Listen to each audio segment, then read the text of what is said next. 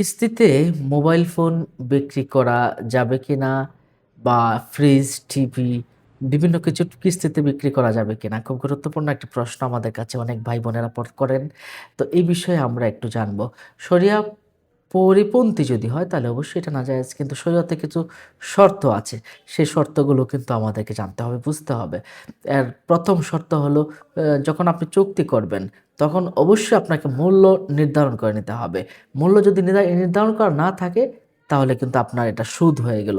আর সুদ সম্পূর্ণ হারাম। আর পরিশোধের মেয়াদকাল নির্ধারণ করতে হবে যে এত তারিখের ভিতরে আমি পরিশোধ করব ইনশাআল্লাহ। আর বিলম্বে যদি মূল্য পরিশোধ হয় তাহলে এটা জরিমানা হবে না বা কোনো সুদ ধার্য করা হবে না। তাহলে এটা শরীয়তের দৃষ্টিতে জায়েজ হবে। এছাড়া সময়ের আগে যদি পরিশোধ করলে মূল্য কমানো হবে না। সময়ের আগে পরিশোধ করলে মূল্য কোনো অবস্থাতেই কমানো হবে না। অথবা বাড়ানো হলে তাতেও সুদ হয়ে যায়। এটাও নাজায়েজ পন্থা। সম্মানিত দর্শক ও শ্রোতা, তাহলে সময়ের আগে দামে কম বেশি এটা করা যাবে না। এটা নাজায়েজ।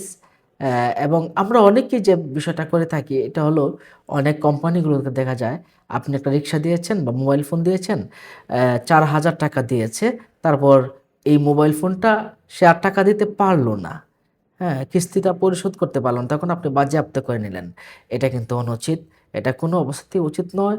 আপনি বাজেয়াপ্ত করে পুরো টাকাটাই তার কাছ থেকে নিয়ে নিলেন আর তাকে কিছুই দিলেন না। এটা সম্পূর্ণ আপনার জন্য হারাম হবে। নিশ্চয়ই বিষয়টা বুঝতে পারছেন। তো এই বিষয়ে আমরা কিস্তিতে কিছু বিক্রয় করতে পারি যদি সুদ না থাকে এই শর্তগুলো যদি ফিল আপ হয়। এই বিষয়ে তিরমিজি শরীফের ১২৭৫ নম্বর হাদিস শরীফে রাসূল সাল্লাল্লাহু আলাইহি ওয়াসাল্লাম বলেছেন, "ফালা বা'সা ইযা কানাতিল উকতাতু আলা ওয়াহিদিন মিনহুমা।" তো এই বিষয়ে যদি চুক্তি থাকে, নির্দিষ্ট করা চুক্তি থাকে তাহলে এটার সাথে কোনো দোষের কিছু নেই।